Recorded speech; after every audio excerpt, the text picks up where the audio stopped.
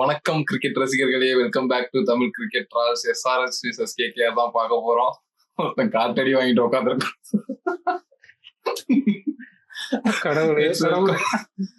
Welcome Rahman de Villiers and Smithian. SRH நான் தலைகீழா தான் குதிப்பேனுங்கிற மாதிரி இன்னைக்கும் ஒரு பேட்டிங் ஆடினாங்க. நம்ம கேகேஆரோட பேட்டிங் வந்துருவோம். திருப்பி ஓப்பனர்ஸ் அகைன் ஃபெயிலியர். ஒரு மேட்ச் மட்டும் டிகாக்கு அடிச்சாரு, மற்றபடி ஓப்பனர்ஸ் பெருசா கிளிக் ஆகல. ஃபர்ஸ்ட் மேட்ச் ஆர்சிபி கூட நிறைய அடிச்சாரு, அது எப்பவுமே ஆர்சிபி கூட அவர் அடிக்கிறது தான். அஜிங்கே ரகானே ஒரு நல்ல இன்டென்ட்டோட ஆடி கொடுத்தாரு. அதனால டாப் ஆர்டர் கொஞ்சம் ஸ்டெபிலைஸ் ஆச்சு அந்த இடத்துல. குவிண்டன் டிகாக் ஒரு நல்ல ரெக்கார்டே இல்லை ஈடன் கார்டன்ஸ். ஆக்சுவலா ஆவரேஜா ஒரு 10-15 தான் வச்சிருக்காரு. அவரு மோஸ்ட் ஆஃப் த மேட்ச் இந்த கிரவுண்ட்ல தான் விளையாட போறாருன்றதே ஒரு பெரிய ஸ்கேரி சீன்ஸ் தான். கேகேஆருக்கு பெருசா அவர்கிட்ட பெர்ஃபார்மன்ஸ் எக்ஸ்பெக்ட் பண்ண முடியாது. பிளஸ் நிறையனும் ஹிட் ஆர் மிஸ் பேட்ஸ்மேன் தான். ஸோ ஓப்பனர்ஸே இல்லாம தான் ஆடுற மாதிரி இருக்கும் ஈடன் கார்டன்ல அவங்க விளையாடும்போது. ரகானே ஆப்வியஸ்லி செமையா விளையாண்டாரு இன்னைக்கு. அந்த ஒரு 30 ரன்ஸ் நல்லா ஒரு பவர் ஹிட்டிங் இல்லைனாலும் அந்த கிளாஸி பாக்குறதுக்கே சூப்பரா இருக்கு. டெக்னிக் எல்லாமே சூப்பரா இருந்துச்சு. டைமிங் ஃபுல்லா ஒரு அந்த டைமிங் வச்சே ஓட்டிடலாம் எனக்கு தெரிஞ்சு ரகானே மாதிரி. இன்னைக்கு நம்ம எஸ்ஆர்எச் பேட்டிங் ஒஸ்டா ஆடிட்டாங்க, சேஸ் பண்ணலங்கிறதுனால நம்ம இப்படி பேசுறோம். இதே சேஸ் பண்ணியிருந்தாங்கன்னா கண்டிப்பா நம்ம என்ன சொல்லிருப்போம்னா 27 பால்ல 38 ரன் ஆடின ரஹானே. ஒரு நிமிஷம் இருங்க. லாஸ்ட் மேட்ச் முன்பையோட இந்த கேகேஆர் பேட்டிங் என்ன ஆச்சுன்னு நம்ம பார்த்தோம். Full collapse. அப்படி ஒரு கொலாப்ஸ்ல இருந்து இந்த மேட்ச் 200 அடிச்சிருக்காங்கன்னா அதுக்கு ஒரு அப்ரிஷியேட் பண்ணியே அவங்க. அந்த இடத்துல அந்த கொலாப்ஸ்ல இருந்து எஸ்ஆர்எச் காப்பாத்துனது ரகானேவும் ரகுவன்ஷி 2 பேரும் தான் சூப்பரா செட் பண்ணி ஆடி கொடுத்தாங்க. ரகானே கொஞ்சம் ஸ்ட்ரைக் ரேட் ஓகே, நீங்க என்னதான் ஸ்ட்ரைக் ரேட் சொன்னாலுமே போன மேட்ச் மாதிரி ஒரு கொலாப்ஸ் ஆகாம கொஞ்சம் இது பண்ணி கொடுத்தாரு. ஒரு 160க்கு 200ங்கிற ஒரு டோட்டலுக்கு ஒரு பிரிட்ஜ்னா எனக்கு தெரிஞ்சு அது ரகானே தான் அப்படின்ட்டு நினைக்கிறேன். அடுத்த மேட்ச் நரேன் கிளிக் ஆகலனா okay, Narine hit or miss தான். அவரோட விக்கெட்னால டீமுக்கு ஒன்னும் மாற போறது கிடையாது. ஏன்னா பேட்டிங் நீங்க மோயின் அலியோட சேர்த்தா 9 பேர் வச்சிருக்காங்க. சாலிடா 9 பேர் எல்லாராலையும் ஆட முடியும். அப்படிங்கிறப்போ நீங்க ரஹானேவை கூட ஓப்பனிங் ஆட வைக்கலாம். ஏன்னா அதுக்கப்புறம் இப்போ பாதி பேட்ஸ்மேனுக்கு நீங்க சான்ஸே கிடைக்கல ப்ரோ. அதுதான் நான் சொல்ல வர பாயிண்ட். ஏன்னா இப்போ மோயின் அலிக்கலாம் நீங்க பேட்டிங்கே வரல. அப்படிங்கிறப்ப நீங்க மிடில் ஓவர்ஸ்ல நீங்க தைரியமா அடிக்கலாம். அந்த ஃப்ரீடம் உங்களுக்கு இருக்கு. ஹோல்ட் பண்ணி ஆடணும் ஒரு ஒத்துக்கிறேன். ஆனா ஒரு 7 ஓவருக்கு அப்புறமே நீங்க ஆல் அவுட்டா போயிருக்கலாம். ஏன்னா உங்களுக்கு சச்ச ஹியூஜ் பேட்டிங் லைன் அப் இருக்கு. 9 வரைக்கும் இருக்குங்கிறப்போ நீங்க கவலையே பட தேவையில்ல. பட் ஓகே, ஒரு நல்ல ஸ்கோர் போட்டாங்க. நான் ஒரு ஸ்டேஜ்ல ரிங்கு சிங்கியும் வெங்கடேஷ் ஐயர் மாதிரி ஒரு கொஸ்டின் வச்சேன். என்னடா இவங்க இவ்வளவு ஸ்லோவா ஸ்டார்ட் பண்ணி இது பண்றாங்க, இவ்வளவு பேட்டிங் டீப்பா இருக்கே, இதை அகாமடேட் பண்ணிடுவாங்களா, இதை கேன்சல் அவுட் பண்ணிடுவாங்களா நான் யோசிச்சேன். ஆனா அதுக்கு கரெக்டா பதில் அடிக்கிற மாதிரியே ப்ராப்பரான டைம்ல பயங்கரமா ஆக்சிலரேட் பண்ணி ப்ரூவ் பண்ணாங்க. நரேன் ஓப்பனிங் ஆடுறதுக்கான ரீசனே என்னவா பாக்குறேன்னா, இப்போ நரேன் மிடில் ஆர்டர்ல வந்தாருன்னு வச்சுக்கோங்களேன். இப்போ மோயின் அலியோ இல்லாட்டி வெங்கடேஷ் ஐயரோ அந்த மாதிரி பொசிஷன்ல வராருன்னு வச்சுக்கோங்களேன். அவர் தூக்கி அடிக்க போறாரு. அவரோட பவருக்கு அது கிளியர் பண்ணுமான்னு கேட்டா ரொம்ப கஷ்டம் ப்ரோ. கேட்ச் பிடிச்சு போவானுங்க. நரேன் மிடில் ஆர்டரே ஆடலாம். நீங்க நரேனை பவுலர் அடிக்கோங்க. சுமாராவது பேட்டிங் ஆடுவார் ப்ரோ அந்த பவர் பிளேல. அதான் நீங்க 8 or 9ல அடிக்கணும்னு நான் சொல்றேன். அவங்க என்ன யோசிக்கிறாங்கன்னா, கடைசியா நரேன் யூஸ் இல்ல, ஃப்ரண்ட்ல அவர் விக்கெட் போனாலும் பரவாயில்ல, அவர் அடிச்சா ஒரு பிளஸ், அப்படி இல்லன்னா நம்ம காம்பன்சேட் பண்ணிக்கலாம் அப்படிங்கிற மாதிரி ஆடுறாங்க. கரெக்ட். நரேன் ஓப்பனிங் ஆடுறது நான் தப்பு சொல்ல. பட் மேபி ரஹானேயோட best suited position 3 and 4 Rahane and ரகுவன்ஷிக்கு பதிலா இவ்வளவு டீப்பான பேட்டிங் இருக்கிறப்போ அது யோசிச்சு பார்க்கலாம்னு நான் சொல்றேன். மேபி ரஹானே கூட ஓப்பனிங். நீங்க எப்படி சொல்றீங்கன்னா, ஒரு பியூர் பேட்ஸ்மேனுக்கு ஒரு ஆப்பர்ச்சுனிட்டி, அந்த நிறைய பால்ஸ் ஆடக்கூடிய ஒரு சான்ஸ் கிடைக்க மாட்டேது. ஒரு லாங் இன்னிங்ஸ் கூட ஆட பாசிபிலிட்டி உண்டு. அதுக்காக நான் சொல்றேன். இவ்வளவு டீப்பா பேட்டிங் இருக்கதாலதான் நிறைய ஓப்பனிங் அனுப்புறாங்கன்னு சொல்ல வரேன். ஏன் நம்ம ரகுவன்ஷி பத்தி இன்னும் அதிகமா பேசணும். ஏன்னா கிளாஸுக்கு கிளாஸ், அக்ரஷனுக்கு அக்ரஷன் என்ன கேட்டாலும் அவர்கிட்ட இருக்கு. போன சீசன்ல இருந்து இந்த சீசன் வரையும் சூப்பரா ஒரு பெர்ஃபார்ம் பண்ணிருக்காரு. அவருக்கான ரோலை அவர் நல்லாவே பண்றாரு. நான் ஃபர்ஸ்ட் மேட்ச்லயே சொல்லியிருந்தேன், அவர் டீசென்டா ஆடிட்டு இருக்காரு. கண்டிப்பா ஒரு 20+ ரன்ஸ் ஸ்கோர் பண்ணிருந்தா. லாஸ்ட் சீசன் ப்ரூவன் தான். கண்டிப்பா அவர் நம்ம பிளேயிங் லெவன்ல இருப்பாரு. எல்லாமே நம்ம பேசியிருந்தோம், ப்ரிவியூல கூட பேசியிருந்தோம்.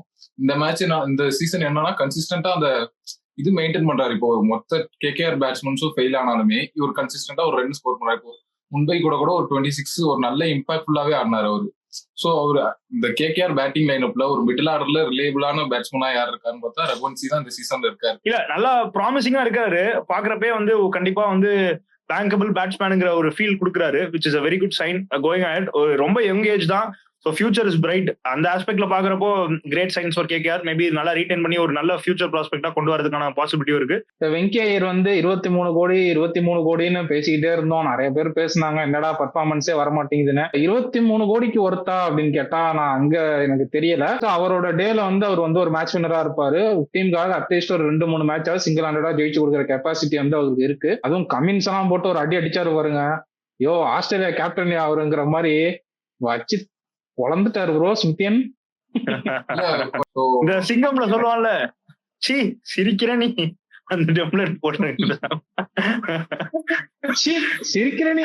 இப்போ ரிங்கு சிங் வந்து இப்போ லாஸ்ட் 2 மேட்ச் பெர்ஃபார்ம் பண்ணா அவர்கிட்ட நிறைய எதிர்பார்த்துட்டு இருந்தோம் ஆக்சுவலா. ஏன்னா இந்தியாவுக்கு ரீசெண்டா பினிஷரா கூட வந்தாரு.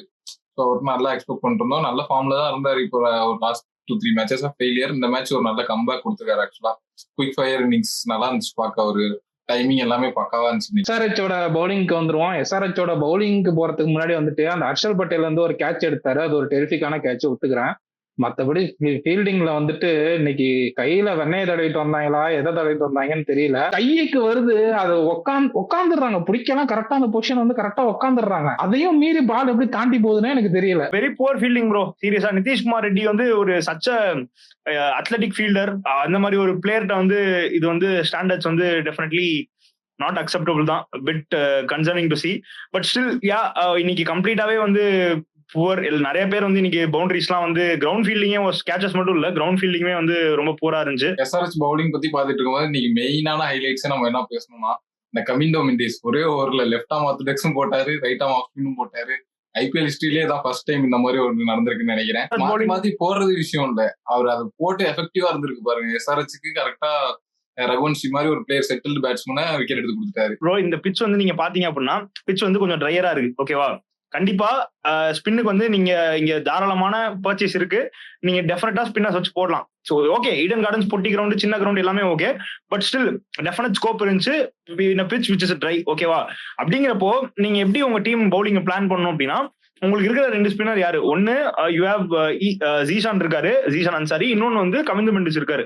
ஓகேவா, என்ன பொறுத்த வரைக்கும் ஓகே, நீங்க வந்து சிமர்ஜித் சிங் ஆட வச்சுட்டீங்க. ஓகேவா, அது வந்து ஓகே. எனக்கு வந்து சிமர்ஜித் சிங் மேல ஒரு பெரிய அபிப்பிராயம் இல்லை. பிகாஸ் நல்லா ரன்ஸ்க்கு தான் போறாரு, பெருசா ஒரு ப்ராமிசிங்கா தெரியல to be very honest. First 2 match நல்லா தான் பண்ணான்னு நினைக்கிறேன். பெரிய பெரிய விக்கெட்ஸ் எல்லாம் கூட எடுத்து கொடுத்து கொஞ்சம் பவர் பிளேல நல்லா போட்டாரு.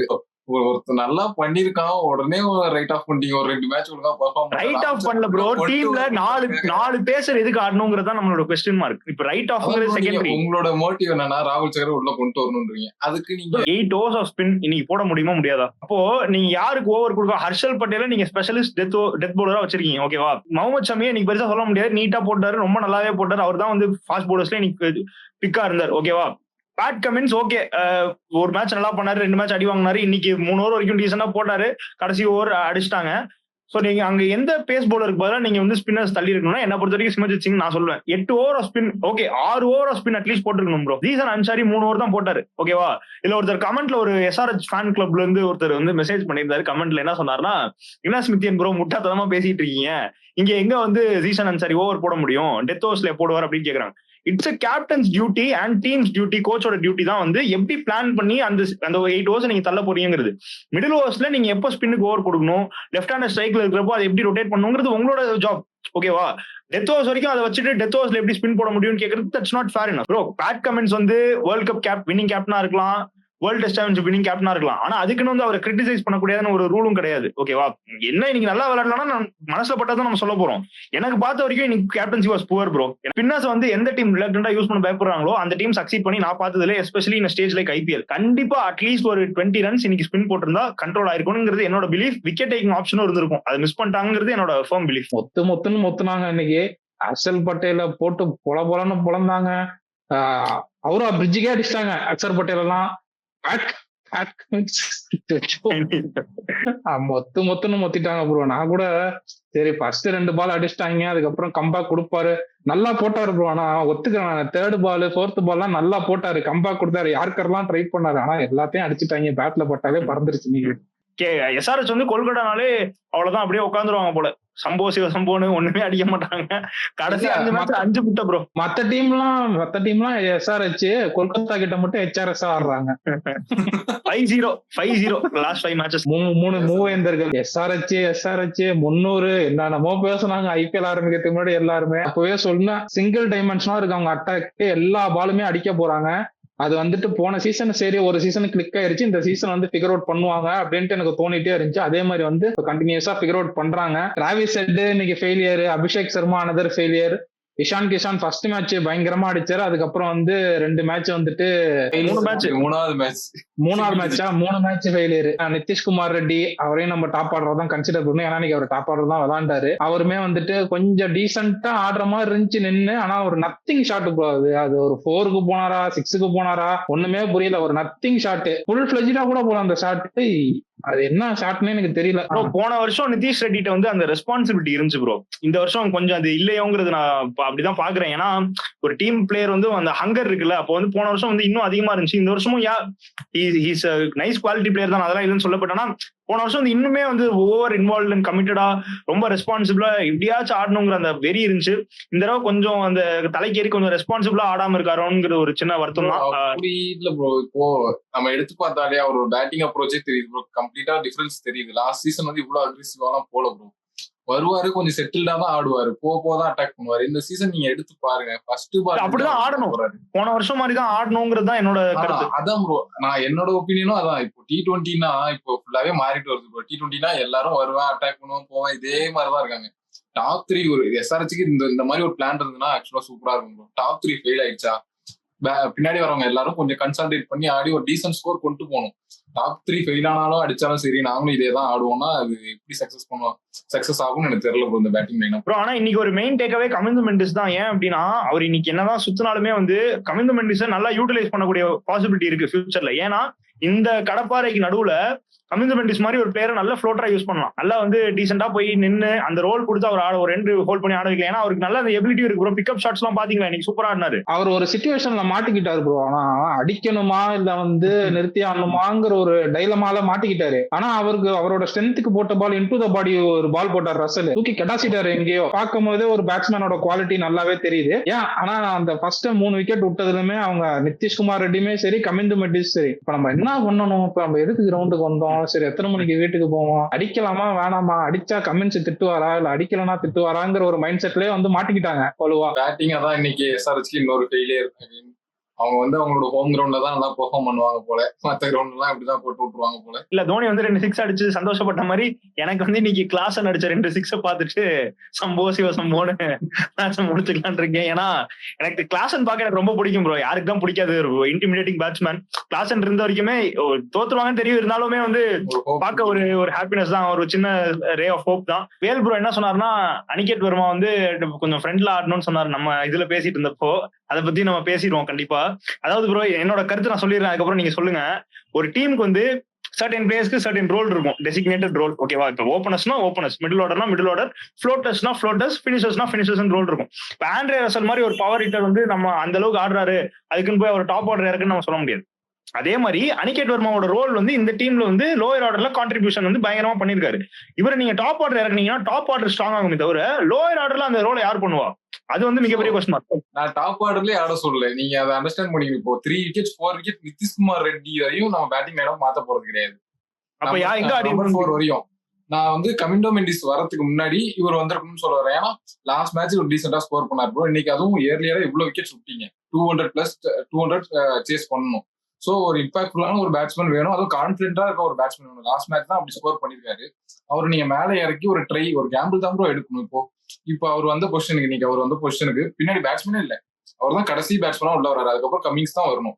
எந்த கான்பிடென்ட்ல அவர் ஆடுவாரு? இல்ல அதான் 50-50 தான் ப்ரோ. ஏன்னா என்ன பொறுத்த வரைக்கும் வந்து அவரை வந்து அந்த ரோலுக்கு வந்து ஆட வைக்கிறாங்களோன்னு எனக்கு வந்து ப்ரிப்பேர் பண்ணி ஃபியூச்சர்ல வந்து அந்த ஒரு பெர்ஃபெக்ட் அந்த நம்பர் 6 ரோலுக்கு வந்து அவரை ட்ரெயின் பண்ணுவாங்கன்னு எனக்கு ஒரு தாட். அவர் என்னதான் நினைச்சிருந்தாலும் இந்த மேட்ச் பண்ணிட முடியாது அந்த SRH பேட்டிங்கை பத்தி நம்ம எப்படி பேசணும், நான் சொப்பனத்தில் கூட கண்டதில்லை அப்படிங்கிற மாதிரி இருக்கு.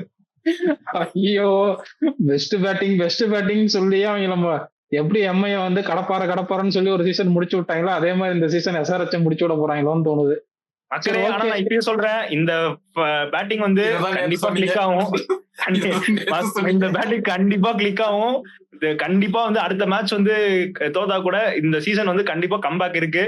டெஃபினட்டா SRH டாப் 2 வருவாங்களான்னு எனக்கு தெரியல, ஆனா கண்டிப்பா பிளே ஆஃப் கண்டென்ஷன் வருவாங்க. SRH ஃபேன்ஸ் கவலைப்படாதீங்க, என்ன நம்புங்க, இவங்க சொல்றதெல்லாம் கேட்காதீங்க. SRH கண்டிப்பா அதை விடுங்க. ஏப்பா இந்த மிக்சிங் சுத்தமா சுத்தாதாங்கிற மாதிரி 300 அடிப்பாங்களா மாட்டாங்களா?